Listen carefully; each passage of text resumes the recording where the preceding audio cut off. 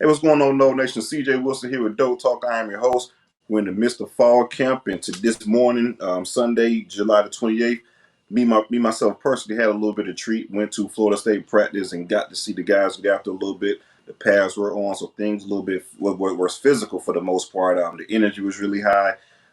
Real hot day out in Tallahassee that time of year. So I'm going to speak about some of the guys that kind of stood out position by position in some aspects and go from there. Just from what I saw, I didn't see everything. Now I'm not a eagle in the sky that could be with the offense, defense, O line, D line, that type of deal. But for the majority of practice, I was floating around and got to see numerous of things in regards to what FSU will look like for this upcoming season.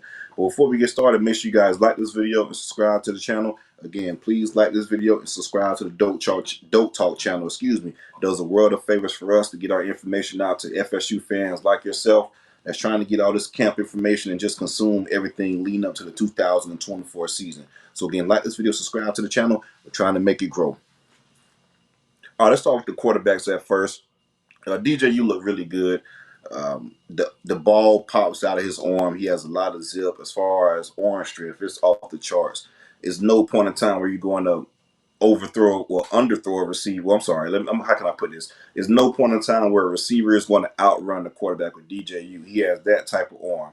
And I think it's an adjustment period for our receivers as well to kind of understand that, like, hey, keep running your route, that type of deal, because he's going to get the ball out to you. And when it comes, it's going to be coming hot, and, you have to run up under it. So overall, DJ, you look pretty well. He, like I said, ball zipped out. He doesn't, in the 7-on-7 and team periods that I saw, he really wasn't taking chances to make mistakes. The DBs were damn good, which I'm going to get to in a second. So it was a lot of plays where they just clamped down on receivers and there wasn't nowhere to throw. DJ wasn't trying to force anything. He'll pull it down and run the football and things like that, which I thought was pretty well. I told you guys, if he's a 3-to-1 touchdown to interception or turnover rather ratio throughout his career, if he could hold to that with what we have in the running game, offensive line, and defense as a whole, 3-to-1 touchdown to turnover ratio, would be perfectly fine for this upcoming season. But he did look good. Didn't do anything too spectacular. Didn't try to be Superman out there because, the defense was playing well. Just took what the defense gave him and on underneath routes, check downs to running backs, and just running the ball and getting what you can. Of course, he wasn't live or anything like that, but in the game setting, it'll be positive type yards for those pull down runs. Jump to the running backs. A couple of them stood out. Lawrence Philly, who I think, like I told you guys, I feel like he's going to be the offensive MVP for the 2024 season. Mentioned coming into fall camp, he's built about 15 pounds since last year, and that is evident. You can see the difference in Lawrence Philly. He had one long run where it was a counter play. Of course, we love counter, and Julian Armella did a perfect pull, had a real good block on the defensive end to kick him out, and the strong Lawrence Philly into the secondary. Once he's in the secondary, that type of deal, you can see the explosion. Had a 50-yard run on that play rather. Rodell Williams looked pretty good as well. He trimmed down this camp, coming from spring to camp, lost about 15 pounds. And it was noticeable as well. More explosive, still patient within the running lane as far as waiting for the holes to develop. Makai Danzy is a kid that really stood out. True freshman from Tallahassee, Florida High. You guys recall Makai is an all-world track guy, sprinter when it comes to the 200 meters and the 400 meters. He's that type of explosive athlete, one of the fastest players on the team. In this show, he had a wheel route to where he was a linebacker, which is a mismatch for him. The linebacker was trying with all his might to try to keep up with Makai, fighting and things like that.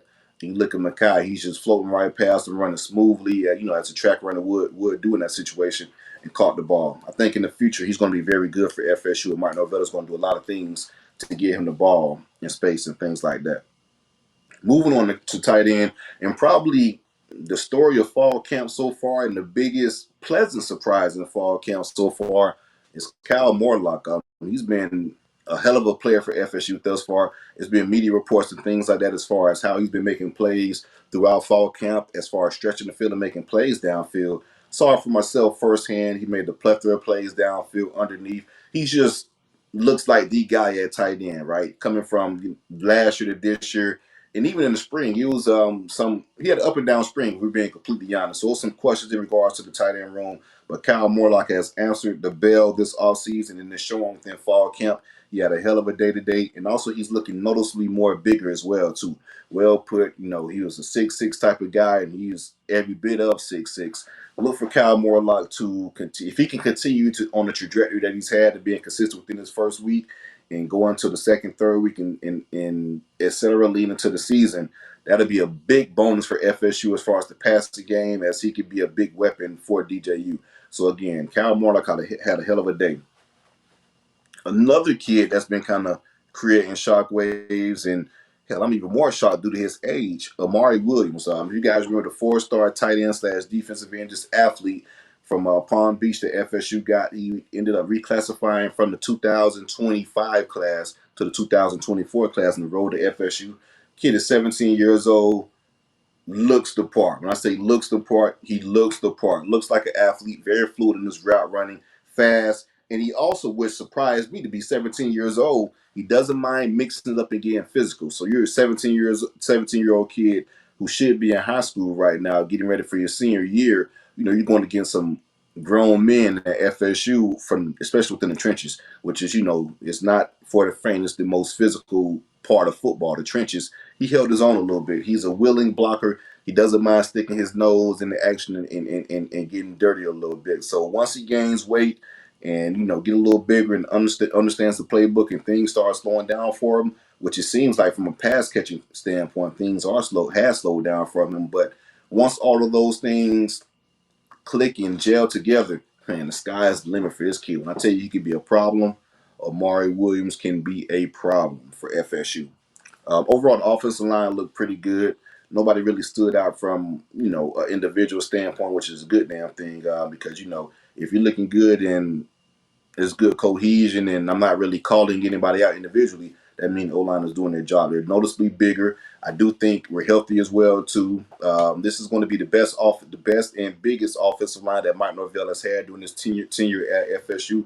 A lot of experience. We're returning the third most snaps in college football, if I'm not mistaken. So I think we're going to be leaning on the offensive line a lot. But yeah, they definitely looked the part. Physical guys. You know, it's pretty much a 180 from what we had a few years ago from the offensive line standpoint. So you factor that in with the running backs we have. It's going to be a good output as far as running the football and things like that. All right, guys, moving on to the defensive line. A few guys that stood out to me. KJ Sampson. If you guys remember, KJ Sampson was a true freshman last year. Ended up playing scout team. Ended up winning scout team player of the year. Braden Fisk said he feel like this kid is going to be his breakout player. He stood out to me. He's going to be a playmaker for FSU within the rotation. He's quick, he's athletic, and he's bulked up too. He looks like a FSU type of defensive tackle, right? Jackson, Daryl Jackson pretty much couldn't be blocked one-on-one. He's going to be a handful for offensive linemen this year for sure. Like, no one really had an answer for him when it came to one-on-one. He pretty much did what he wanted to. I think teaming up with him and Farmer is going to be a hell of a duo in the interior for FSU. Tommy Waddy, transfer defensive end from West Virginia. He flashed a lot too. He played both inside and outside. The size is evident. Seemed like he's gotten bigger since the spring, which is a good thing as far as the work he put in over the summer with Coach Storms. So yeah, from what we saw from Tommy Waddy, he looked pretty good as well. Made some plays in the backfield. Moving on to the linebackers, Cam Riley. He's a stud. He's a stud. Big time gift from Auburn. Wasn't really as heralded as far as other transfers that came in, but he's one of the most important transfers, in my opinion, that FSU landed within this cycle, because linebacker was a point of emphasis from a concern standpoint. When you lose a guy like Tatum Bethune, who was a good linebacker, played a lot of snaps for us, and of course Kalen DeLoach, one of the leaders on defense, who's with the Tampa Bay Bucks right now. We lost a lot of experience with those two, with a lot of younger guys behind him. So bringing in Cam Riley to match up with DJ Lundy looks pretty well. He was athletic out there. The size is evident. 6'5", as reported. He's legit 6'5", but he moves well for a 6'5" frame, and he's physical too. Doesn't mind mixing it up. So I like what I saw out of Cam Riley this morning at practice. All right, let's move on to the DBs. FSU is DBU for a reason, right? And that title isn't going anywhere anytime soon. I feel like FSU is probably going to have one of the better cornerback duos in the country, one of the better ones in the ACC again this year. AZ and Fentrell Cypress stuck out like a sore thumb today. Excuse me.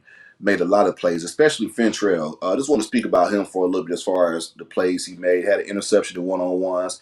He just looked damn good inside the hip pocket of the defensive back. I'm sorry, inside the hip pocket of the receivers, rather. Reading his keys, playing with great technique, instincts as well. He's year two in this system. He's a lot more comfortable within what Adam Fuller wants to do as the defense from last year to this year, and it's starting to click. If you guys remember, he was the number one transfer corner out of the market once he left Virginia. But going back to his Virginia days, they played majority zone coverage for Virginia. You come to FSU last year, and of course, FSU is pretty much a predominant man coverage type of team. So it was an adjustment period for AZ to go from zone mostly to man mostly, from, like I said, Virginia to FSU, just from a scheme standpoint.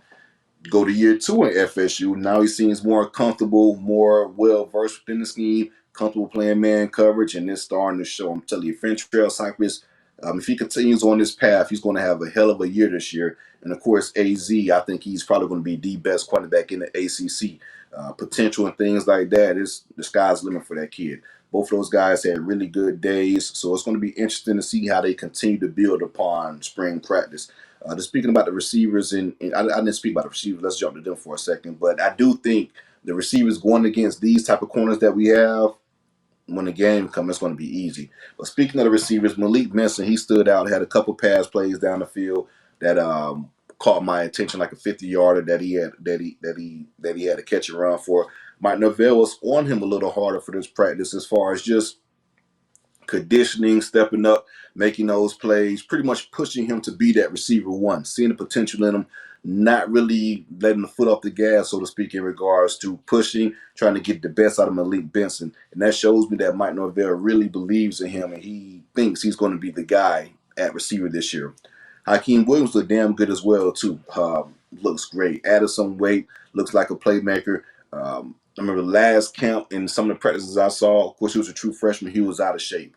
Wasn't really that in shape and things like that. He looks in tip-top shape this spring. Excuse me, this fall camp. My apologies. Kid looks great. Made a lot of plays down the field. I know Martin Norvell said he's excited with what he's seen out of Hakeem and think he's going to be arriving pretty soon. I believe that, too. If he can continue to stack up consistent days, that's the main thing, being consistent, then the sky's the limit for Hakeem in regards to that. He was running with the ones, if I'm not mistaken, this past practice. Another receiver that kind of stood out was Jalen Brown, and from an inconsistent standpoint, you see the potential, but we got to be more consistent. So it was a drag route underneath. He was wide open. DJU got him the ball, and it was a play where he got him the ball. He could run in space. As you guys know, Jalen Brown is a burner, but ended up dropping that ball, but for whatever reason, too excited, looking upfield to make a play before securing the catch. Dugans chewed him out for it, and a few plays later, Jalen Brown had a big play for like 50 yards in regards to, a big play for like 50 yards down the field. So it's boom or bust, so to speak. Now you see the potential, but you got to be consistent in making those drag routes routine, right? Catching those. You catch those routine drag routes, and then you factor that in with the explosive nature or explosiveness, rather, that he has in the big play ability, then you could probably be cooking with something there. So that's probably the main takeaway from the receivers overall, just being more consistent. But Malik Benson and Hakeem Williams look pretty well. A little tidbit as far as recruiting nugget I thought was pretty interesting. That's all we're going to get into it from a practice standpoint. But Solomon Thomas and Josh Petty, two five-star offensive linemen, one is committed to FSU, and Solomon Thomas, they were both on campus for the I keep saying spring, my apologies. They were both on campus for the practice and observed practice. And I thought it was really interesting that Mike Alford, the athletic director of all sports at FSU, right? Mike Alford, the athletic director of all sports at FSU, took the time out to have conversations with Josh Petty's mom and Solomon Thomas' mom. I'm talking about legit conversations, like 5 to 10 minutes, engaging with them. I thought it was pretty interesting to see an athletic director speaking with individual recruits' parents, and I guess recruiting a little bit for FSU, just making them feel comfortable. But you don't really see that from an athletic director. Like I said, he has all sports. He's over all sports at FSU, but he's a very people's person type of guy. And just to see that really caught my attention and stood out to me. But again, that's all we got for this fall practice. It was really interesting. The energy was really high. We will see what FSU could build upon that going forward as we continue within fall camp. Make sure you guys like this video and subscribe to the channel. Go Noles.